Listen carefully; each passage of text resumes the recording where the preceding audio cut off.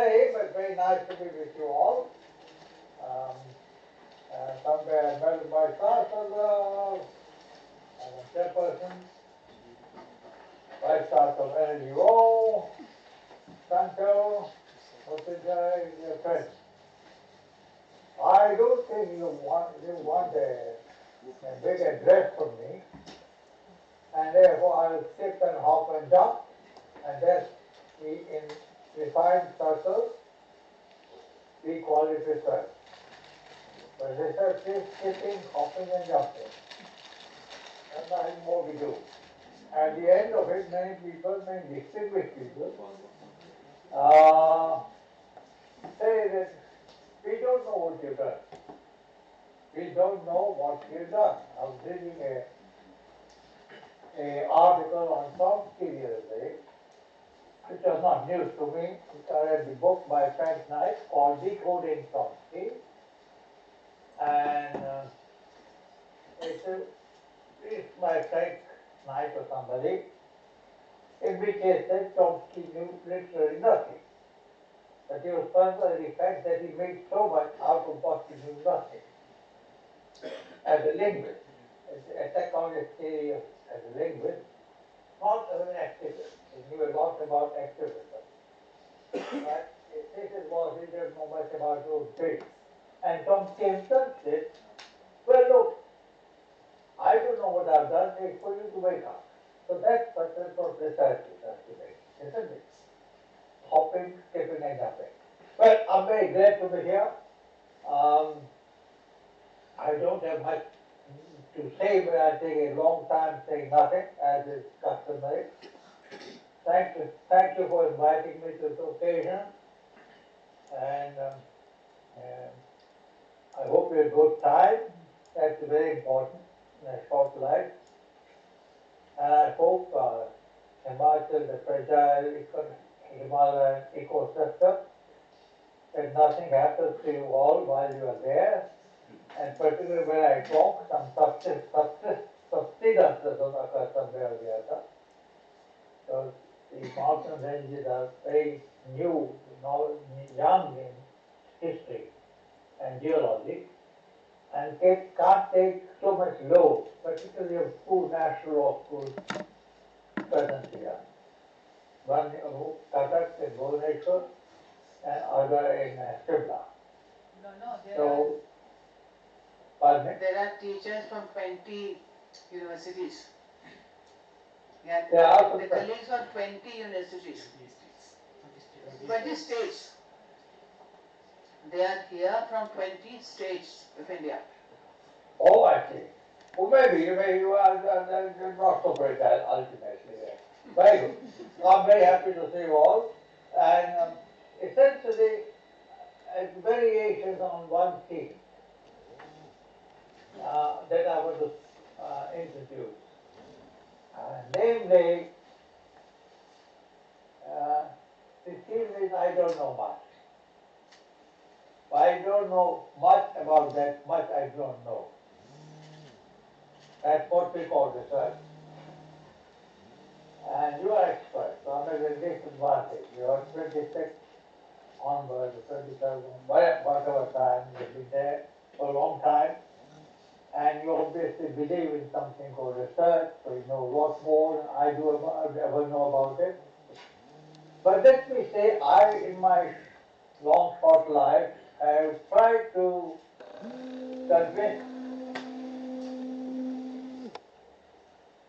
convince the University Grants Commission of India and the ICSSR, Indian Social Sciences Council, and so many wise persons in the universities that I have been fortunate to engage with, and some are the pleasure of beheading as head of the university, but they still function, and I wish them luck. I've tried all manner of means, including my students in the class, to say that I don't know anything about methodology. I know something about research methods, but we somehow have adopted the word for method, a word called methodology. Now, why we have done so, I do not know, and I want to help.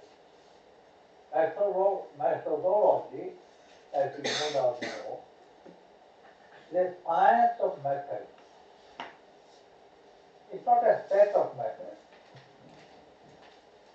So why method?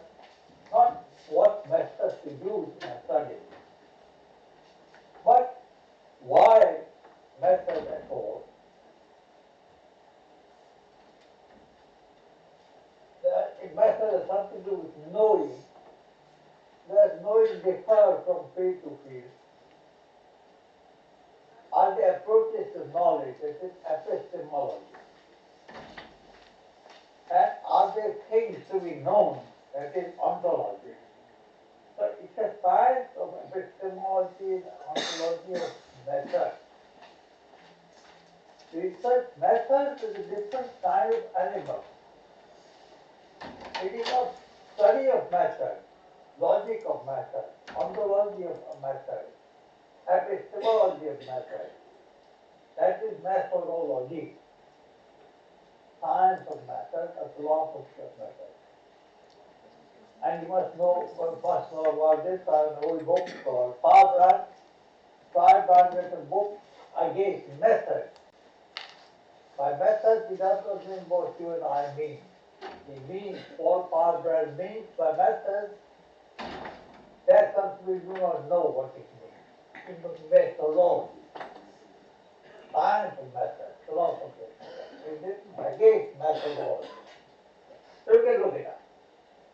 I'm not there, going there. Sorry, I got a violent cough, although I'm at the end of my illness.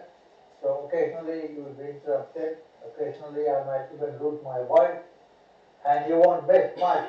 But I'm sorry for the interruption that my cough might cause in advance.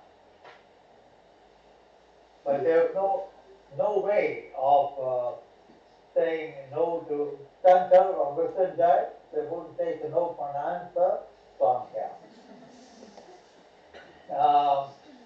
So I think, why do we use this word, methodology, when we mean social method?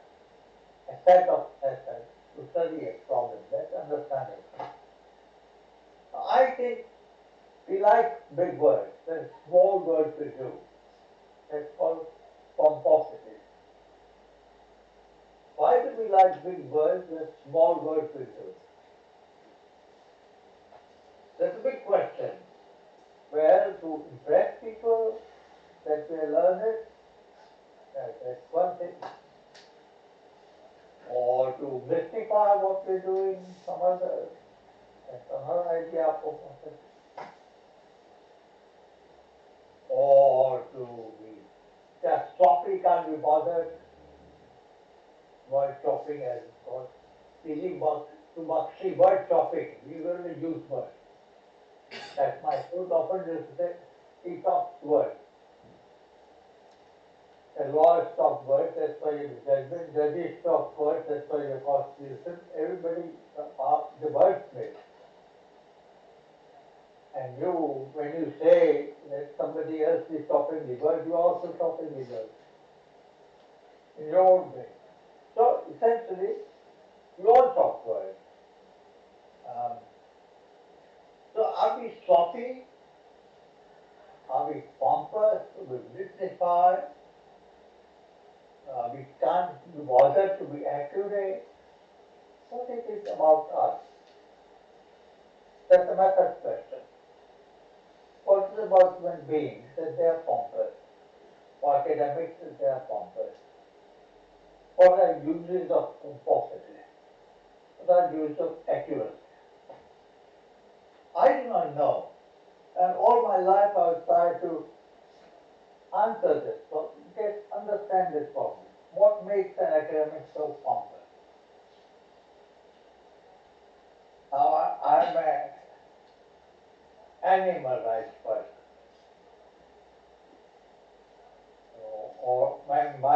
vocabulary, it means I don't use the word animal. I use the word human, animal, person, HAP, and non-human animal person. Aristotle said famously, all human beings are rational animals. We are three-fourths animals ourselves. There is no difference in degree, there is no time between us and chimpanzee.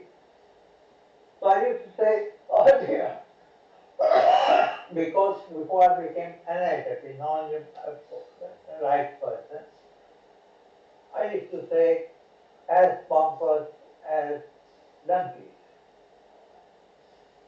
But donkeys, I found were reason to be pompous. They are fair to start with. They carry a lot of load of the world. Without asses, you can't have many things in life. They flourish in deserts, and so on. There are many virtues of donkeys, which you no doubt know. So it's unfair to ask this question. My friend Boaz Santos used a big word called epistemicide. That is systematic, intentional killing of knowledge. I remember Boaz, when he used the word epistemicide, in a book on epistemology, Boaz Ventura de Souza Santos, called Epistemicide. That's a book with his name. Well, illustrates how we are systematic, how the colonial empires have desiccated all systematic knowledges of the non-West. He calls it cognitive imperialism. So is a purposity some kind of epistemicide? Ordinary person knows no method, but no, a lot of things that we don't know. Right? In IPR, if you study IPR, something called IPR, intellectual property rights, although many can tell the difference between intellectual property rights and industrial property rights, but let that pass, that's a little matter. I think there's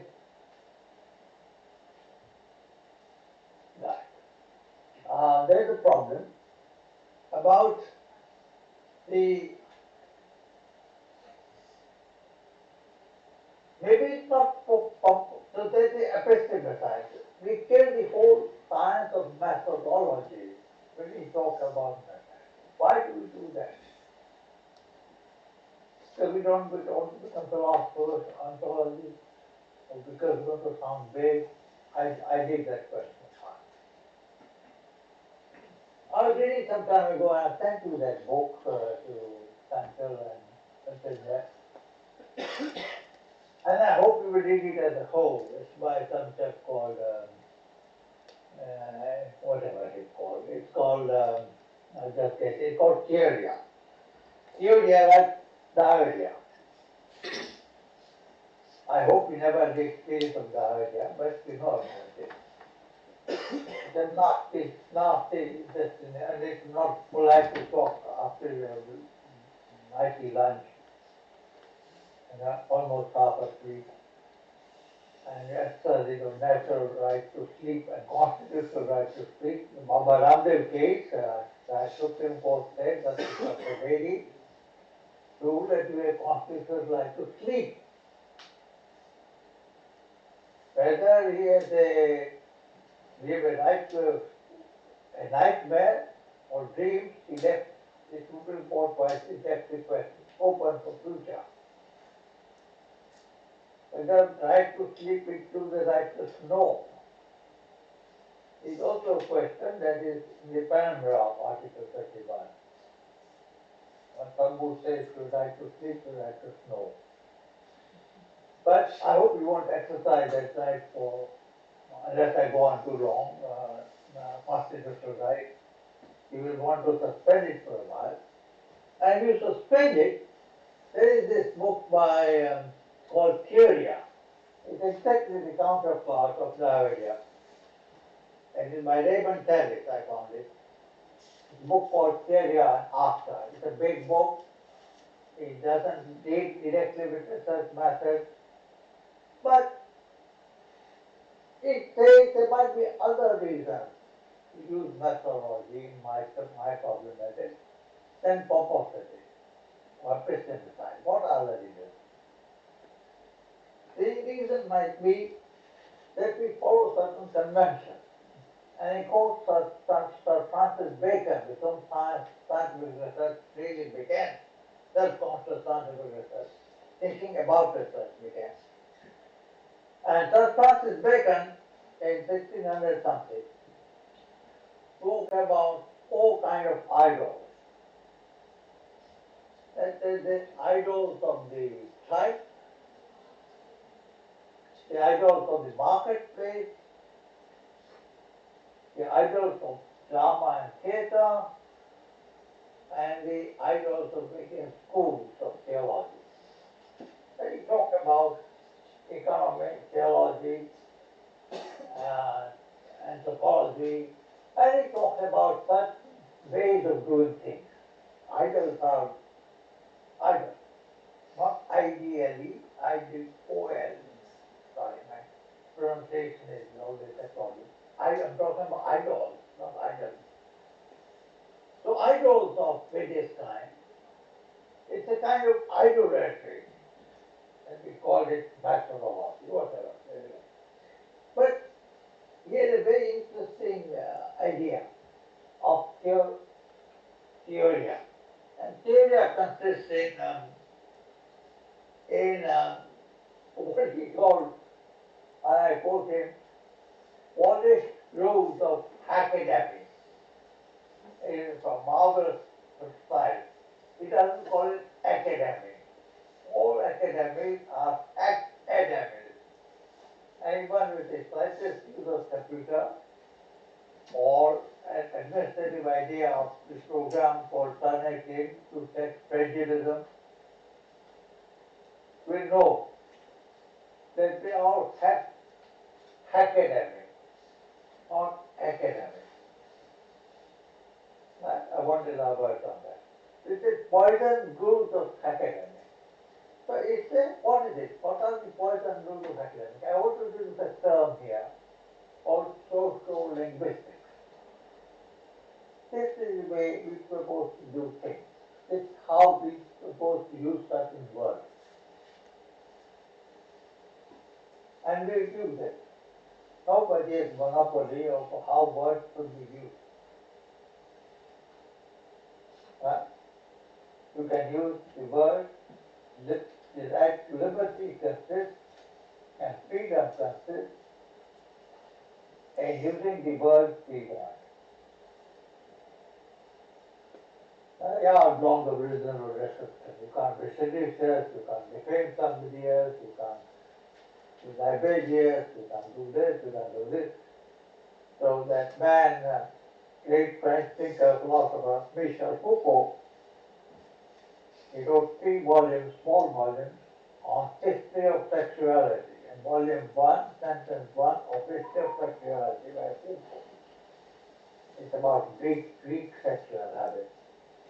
And he says, freedom of speech is what remains after the interdict. Interdict means prohibition. So you have freedom of speech after you exhaust the restrictions on that thing called speech.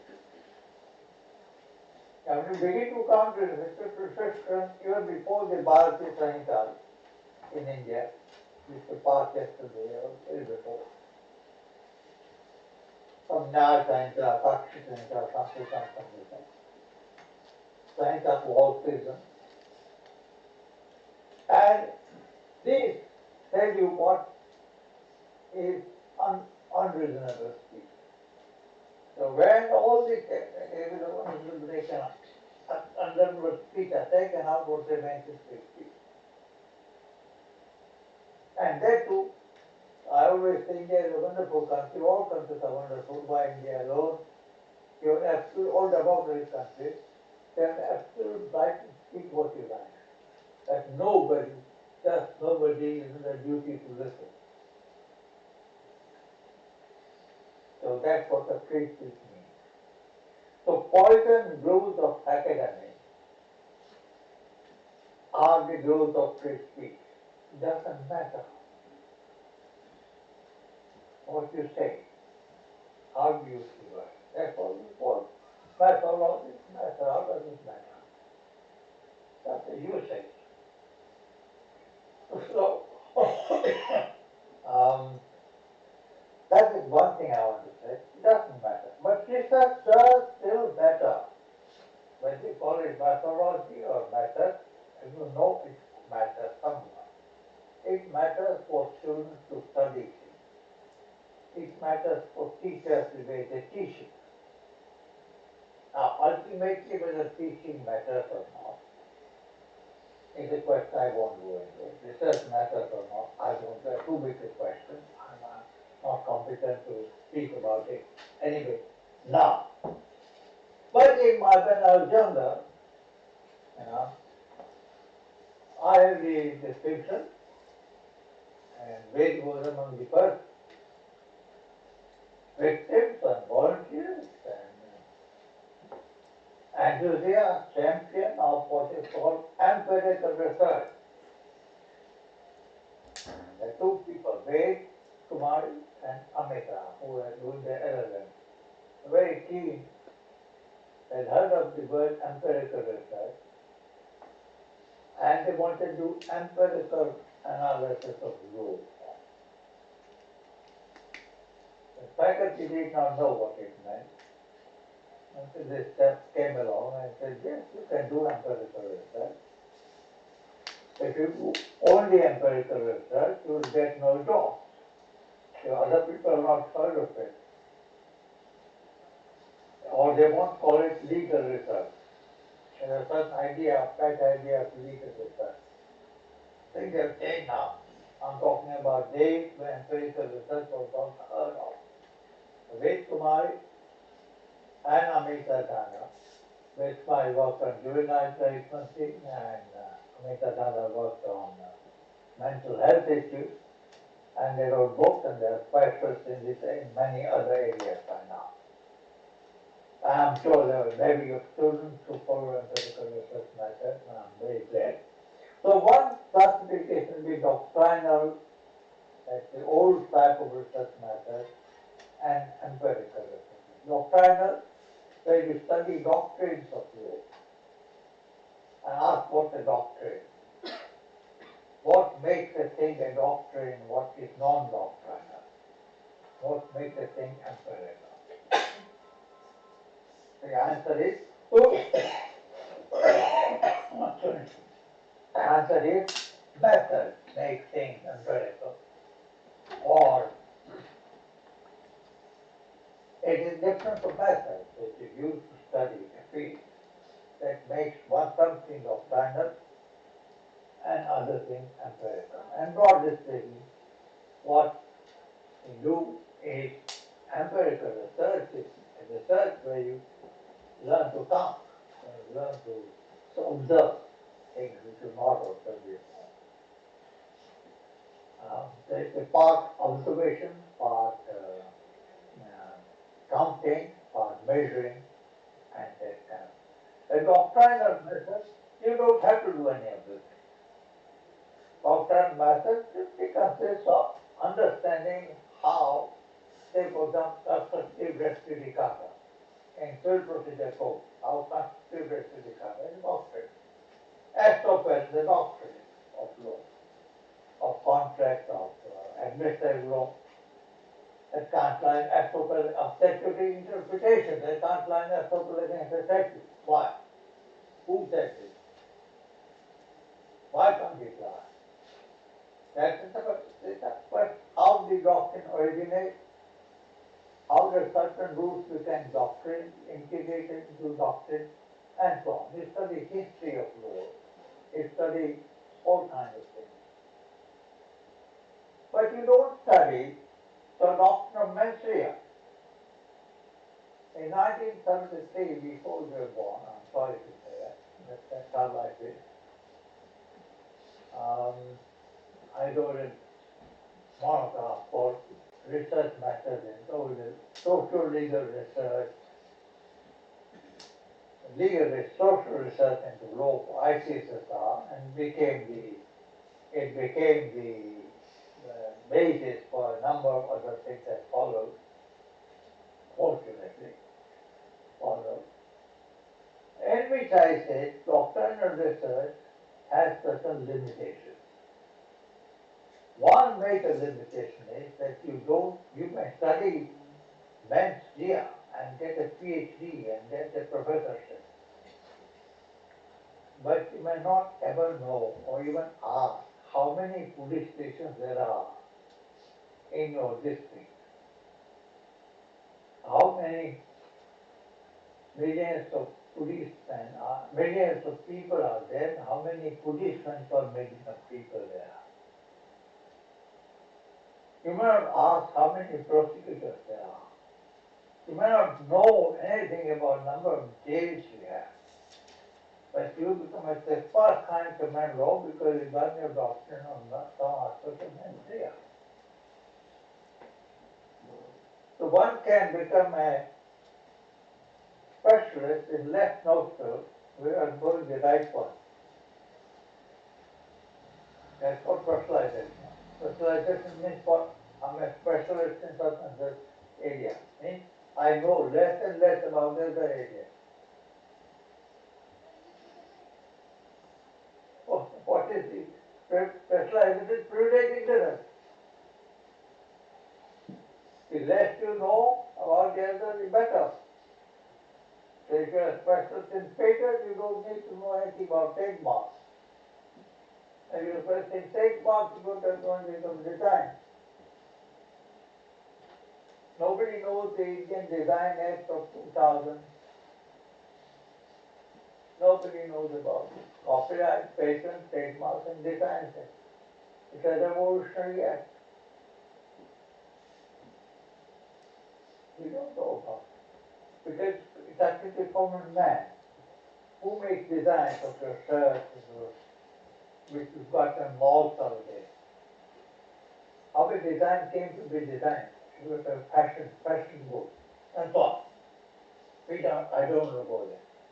So empirical research is knowing social demographic growth.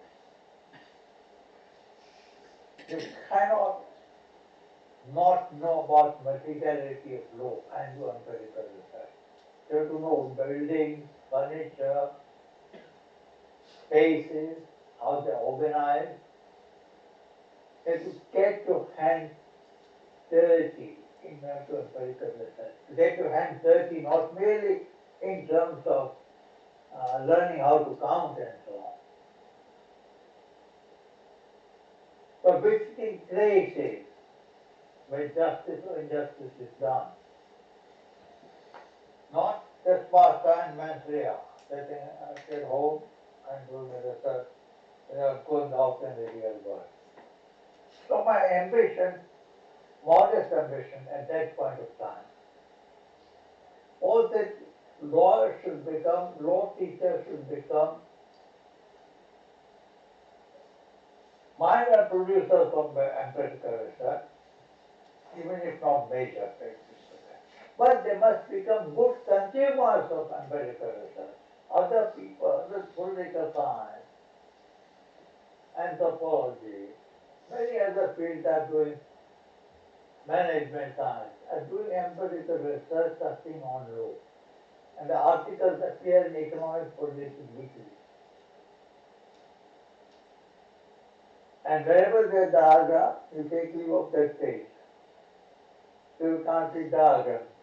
So I said, if you can't become producers, you become active consumers of what others have produced, you and your students. I'm sorry to say this has not happened so far. Very few people are empirical researchers in law even today, and there are very few consumers of the empirical research in law-related fields. There's empirical research done on law. But in relation to politics, in relation to climate change, in relation to other things, in relation to prohibition, impact study, we don't know about it because they are all drafts and paragraphs. And we don't want to touch them because that is not law. This difference between law and non-law is a great problem that doctrine and research has included. So I think all this is a part of behavior. And I want to say only this much, and before I come to the end of what I'm saying, a new beginning of what might be said, is that many of course, you know how empirical research is done, as you see the research method forth, and you know the animal, no? Hypopotamus. What do you call it? Hypothesis. क्या फर्क पड़ता है methodology, method, hypopotamus, hypothesis, क्या फर्क पड़ता है? किसने कहा कि एक शब्द का यही प्रयोग सही है? हम टीचर हैं, पढ़ेंगे लोग. So there is animal called hypopotamus, animal called universe, animal called field. You know all that. I've done it for years because I know it myself. That research has to be done, research has 4 jobs: describe, explain, analyze, and evaluate. That's the social science. It's that D, explain, E, analyze, A, evaluate, E. Four letters. That's the research. Evaluate, you use it. Whereas science is using the word P, prediction. They establish causal law. Difference between social science and science research is that science not evaluates action. Science predicts further action. Like prediction, replicability, and falsifiability are 2 canons of science. That your experiment should be able to be repeated by another person using the same method and should arrive at the same result. If the result is at the very end, then falsification occurs. Then your method is no more right.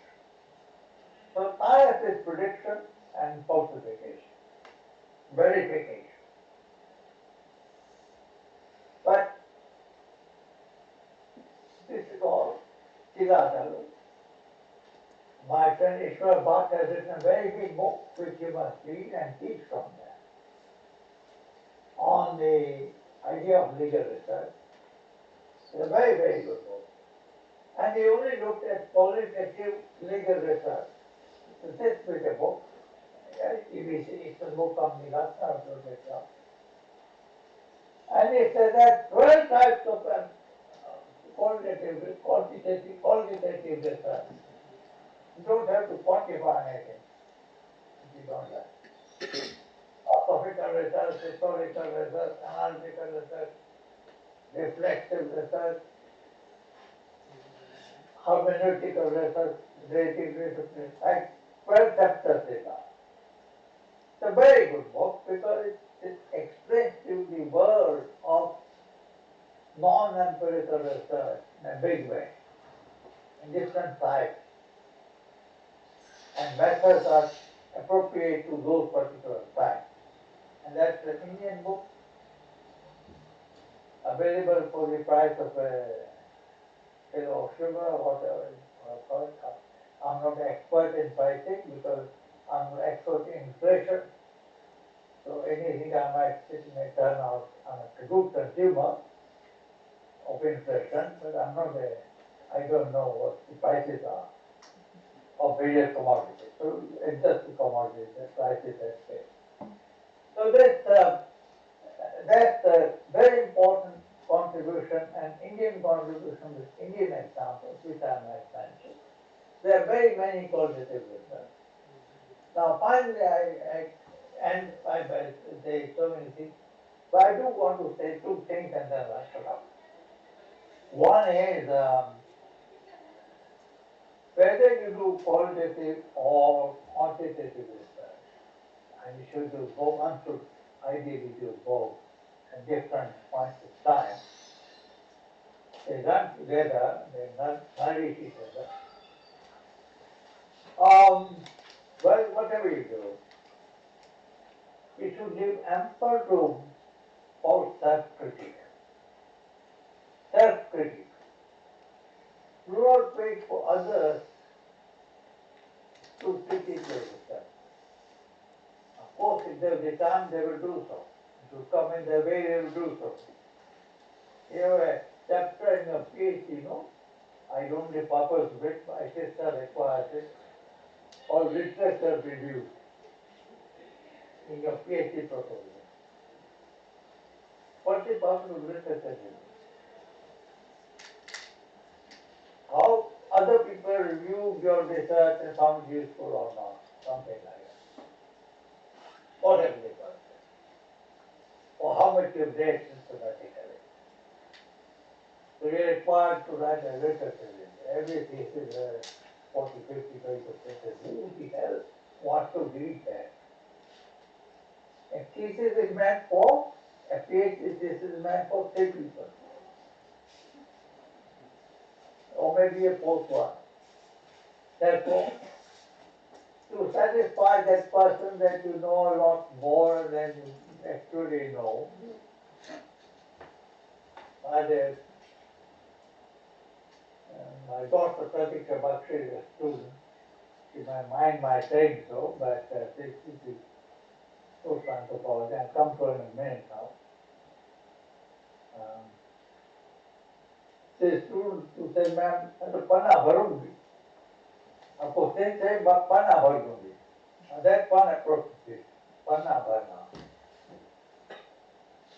I learned from that remark.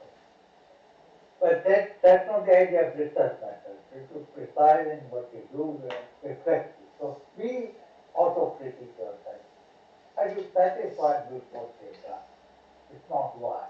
In doctrinal research, my great example is Silvai.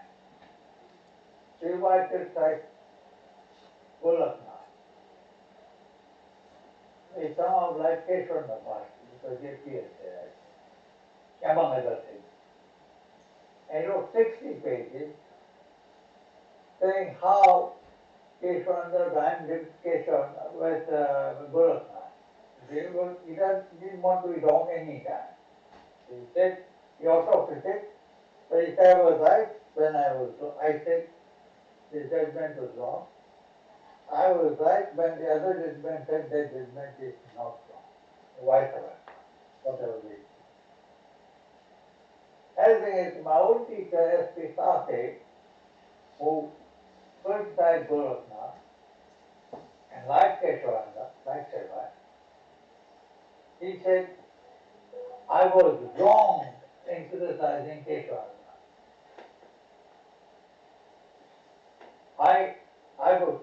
He autocritic himself. One person is judge is no business to interfere with parliament in the name of fundamental rights. Otherwise, judges have a duty to interfere in the name of basic trust. Fundamental rights is less than basic trust. You can't be right both of the time. You say one and the other, or critique the other, and critique the other. So autocritic, please leave some space. Now I want to talk about social linguistics and all that, but there is no time. So let me wrap it up by saying, I've learned a lot from Pradesh Baxi, and she is a social anthropologist, she is not a lawyer. And look at what she has done. I often ask what I've learned from anthropology. Of course, there are anthropologists whom I studied in a different way, and I did myself anthropology in Sasta to Karar and other essays on Rangpur local knowledge. At this time, the word local knowledge was not heard in India at all. I've done 2 papers on local adalat and trust board. It's a traditional collective dispute settlement. And women led dispute settlement. There are 3 institutions in India. When India became independent, 3 Neo-Gandhians asked Bapuji what they could do. And they said, don't join politics, don't do social service, big ass, but go and break Sharia, Sharia Bango. Remove the corals and society. Zawat, majestical. That's what Bapuji said. One goes Prembai, nobody is heard of in Nagaland. And goes Mirtapur, which people have heard of. Prembai, Natullah Thakkar in Nagaland, Prembai and Mirtapur, Haribullah Parekh in South Africa, and North Africa. These 3 people established local adalat in their respective regions. And I've gone to the field in Rangpur, 3rd one, and studied Haribullah Parekh. I written 2 or 3 or 4 articles on local adalat. It's in my refined bibliography, or Upendra Baxi, .in or something, all is fine. I'm not going there. I learned once about this.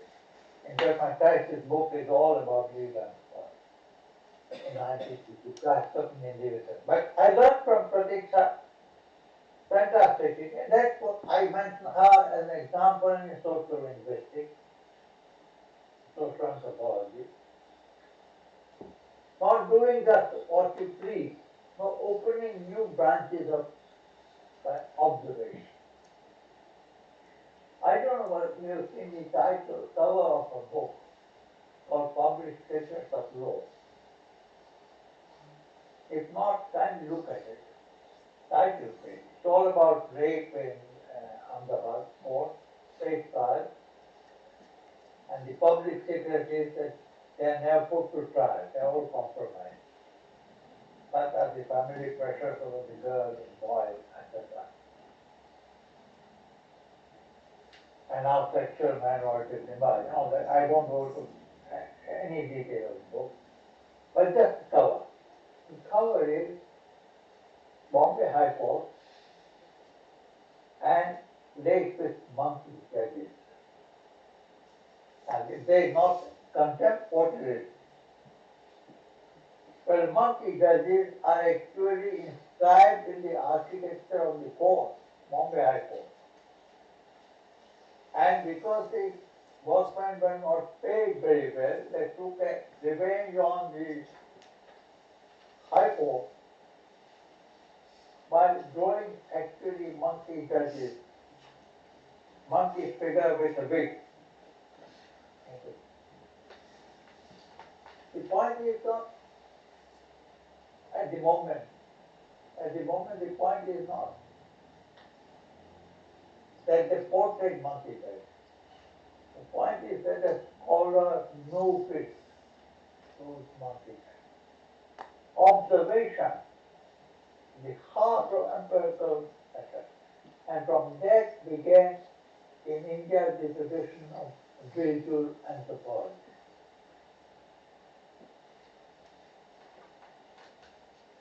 The courtroom talk. At that time there was very little literature on courtroom talk. Way that done some study of courtroom talk without knowing she was studying a courtroom talk idea of juvenile justice settings, how they talked about the case. So it's Amita talking.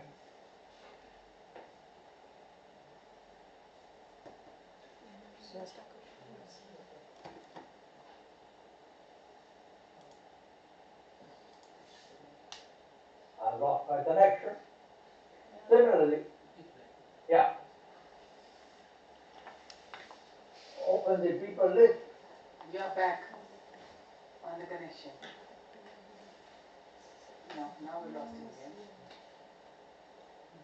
उस side से वहाँ से उनकी तरफ से to rejoin.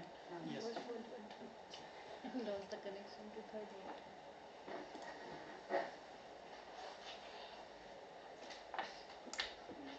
Meanwhile, if you look at the Google search and find a public sequence of law, what it is actually. Yes, sir. You need to rejoin, sir. It's got disconnected, sir. The email has the link, meeting link. You just click. Yes.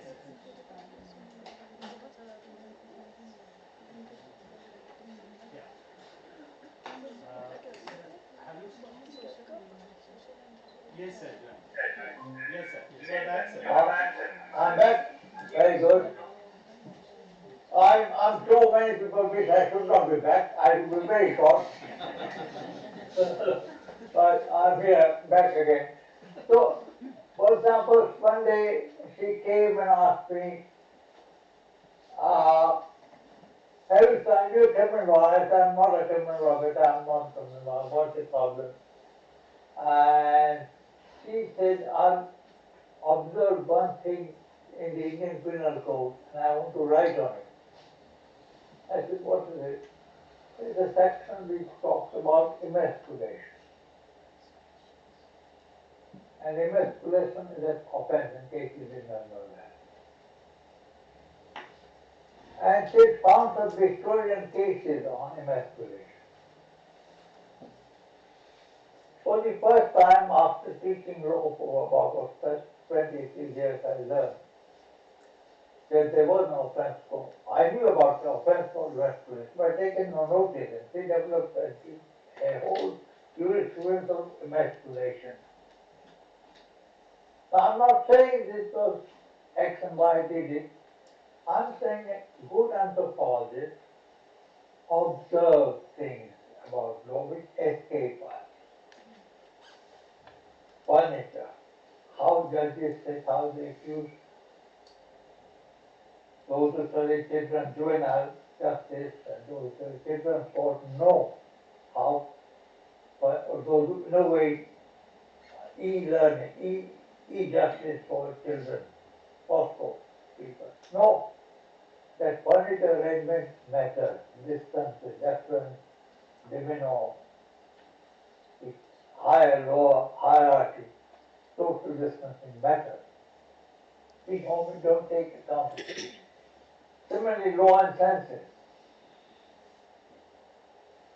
law and emotion have got prominence with critical disability studies. Till then, we didn't realize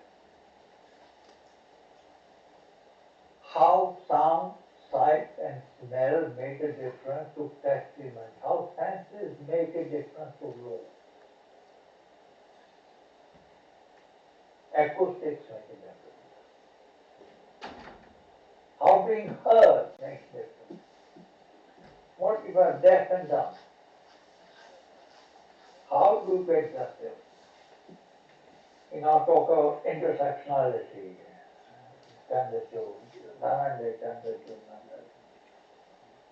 this is an Bali and so on. Then the cascading this, Buddhism earlier because it did not have language, it didn't have language of intersectionality then, but under Bhavitality of Delhi, the High Court was in Delhi High Court, and this High Court.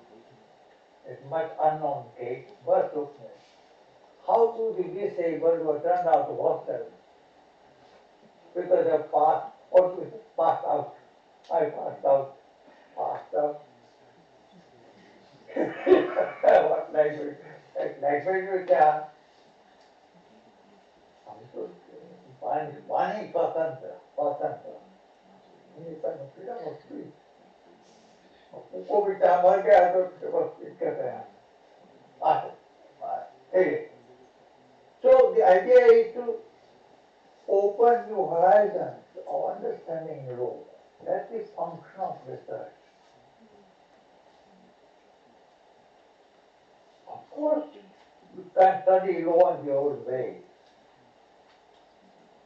But studying law in a new way is the job of research. How does law speak to senses? How does law speak to emotions?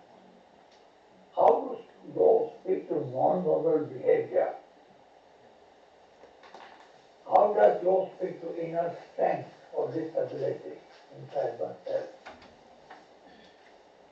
How can law be used or abused to facilitate or retard cognitive enhancement? The whole business of seeing, hearing law, smelling law. We take our leave of senses when we deal with words. So what the sound, the smell, and the way they are uttered, pronounced, make a difference, world of difference. They establish social hierarchy and distance.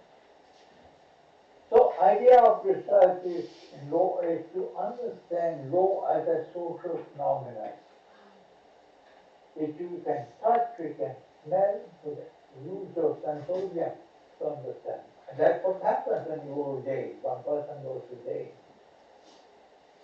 One thinks of law with one's senses. That's what happens in COVID. One thinks of law with one's senses, not with words. There are those bunch of people called semiologists of law. Now, semiologists, they're not with words, but with signs, S-I-G-N-S. Gesture and relation between the sign and the object. So semiotics of law is now a well-established discipline, and you must look at it. I've written something on it. In fact, on what I've not written. Read between the question, why have I written? There are better things to do in life, no? Than attending this faculty development seminars and research seminars. Ask Jake, he will tell you. Hundreds of things. He had been to know the many languages, Russian. He goes, not scuba diving, but what would we do? If I'm a person. Yes. Yes, scuba diving. Great Barrier Reef. See, there are all kinds of things in life. I mean, law is, does law. He's expert in law, no doubt, but it doesn't prevent us from doing other things in life. How to do things with law and how things are done with law in the name of law, and how to do things other than law, and how to bring them together at times and apart, put them apart at times, is the function of living with law. And living with law does not imply living with words alone. Law is not interpretation only of words, but of gestures, of senses, of signs. And opening up the door from all that is called research. So long, and I've spoken a lot of nonsense, and I must stop here. And I'm your hands down. Or we say to each other, well and goodbye. Thank you so much, sir, for agreeing to come. I must tell our participants that sir was not well for last 1 week, and still he was ready to speak on 14th. So it's we requested, sir, since you are not well, so we can postpone it for other day. Thank you so much, sir. Thank you. With you, me and Chanchal present here, we've got 4 generations of teachers. I beg your pardon? We have 4 generations of teachers with you, me and Chanchal being on the panel. His students are also here. So we have, I mean, for me, the biggest contribution, and then what kind of prompted me, when you said you breathe law, I think you had to, we all have to live law. This is what we got from you. So for everything around us, there is law. And whether you see films, whether you watch cricket, whether you go scuba diving, there is always law. and being aware of that constantly and still enjoying it, and it becomes part of you. It's not that you teach something else and you do something else. And for me, he was my de jure supervisor for my LLM dissertation, and then de facto in the PhD program as well. And I think the most important thing he taught me was to ask the question why. And that has held me in great stead. Because lots of time we just keep on accepting what is given, and we don't ask the question why. And I remember when I met him as a supervisor, he was my third supervisor. That took a long time to finish my work. And first supervisor was all about human rights, bending backward, on juvenile justice, care, protection, love, affection. Then I had a second supervisor. He was the hard CRPC person, Professor Kelkar. And he asked me, okay, I know, Kumari, that the Juvenile Justice Act does away with the distinction between bailable and non-bailable. But what about cognizable, non-cognizable? So hard question of procedure. And then I met Professor Baxi, and my first question was, now tell me, you've been working in this area for a long time, don't give me a legal definition, but tell me what is a child. I'm not asking who is a child, but what is a child. And I think these three approaches to law, which came from me, from my three professors, has been really, really enlightening, and I will suggest that you start asking those questions. Both the philosophy question in terms of what the ideology of the law is, but the philosophical underpinnings and the conceptual understanding of the law as it has come, and then how it actually operates in practice. We start looking, and when we are doing our classes, we keep focusing on these three aspects. A lot of new knowledge reveals to ourselves also. Today, these colleagues were talking about, we asked this question in the previous session, why do they teach law and what do they teach? And they did mention that we learn, unlearn and relearn. So I think that's where this whole questioning as to why we have, that is the occasion for unlearning and relearning, rather than just passing on. And as always, Professor Baxi is, when we were students, we were all admirers. Then we became colleague, and we went to his class to see why is he such a popular teacher. Not to learn what he was teaching us there, but to see what he does in the classroom, in addition to the subject matter. And I think what has fascinated me, what he has said today also, that this whole thing that law is not something outside us. It's just there everywhere. He will look at the breeze and will tell us something on law, on the breeze, or the trees which are moving around with the breeze, or the sun is shining and there is a law in it. And for us that was fascinating. And I think that's what makes a really, really fabulous teacher. Apart from, of course, his reading is phenomenal, and we have not done even 1%, and that's something which keeps on taking us on, that two people do not read, which is truth, which still is the truth for me. I still do not read as much as I should. But I think even reflecting on whatever little you read is very important. It's a pleasure hearing to you, Prof, again, after a long time. Great seeing you all. Great seeing you. Thank you indeed. Yeah, it's been, I was going to say that it is running into the genes that you were unwell, you decided to take the lecture. I was unwell, I decided to come here. So, take care. Yeah. You did. It is always that one better than me. Well, this one I certainly did, so I didn't manage to come. I was also coughing. Take care. Yeah, I was coughing in the class. I said, okay, don't worry, I'll sort of see through. So I can see that this runs into the genes of teachers, that well or unwell classes have to be taken. No, I terrible time. I don't know why I fell ill. I don't deserve to fall ill, but I think a kind of, after COVID SARS-19, it is, and the uncritical mass of thought. One of the objectives is now established was to change people's RNA.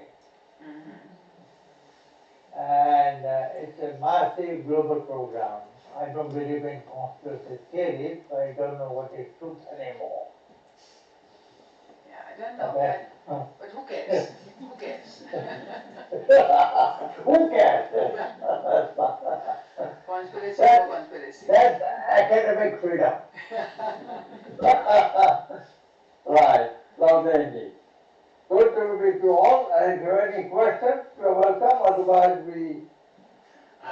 Sir, we are not allowing questions today, but Okay. Mrityunjay Okay. will feel bad because you remember last time he said, "No, sir, आप चुप रहो, मुझे बात करनी है." When we sat for the whole day in your study, sir. So Mrityunjay wants to say thank you.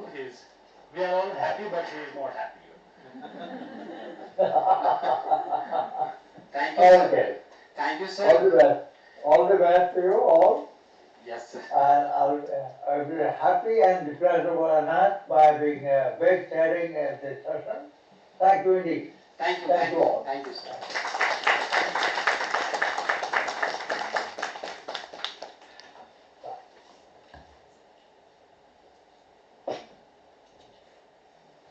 Teacher was going to say that I think nobody will commit a question that Mrityunjay has to commit. Give it a start right away. I remember that whenever we had a conference or anything, whether anybody had a question or not, Mrityunjay would always come. That's the last thing of this program.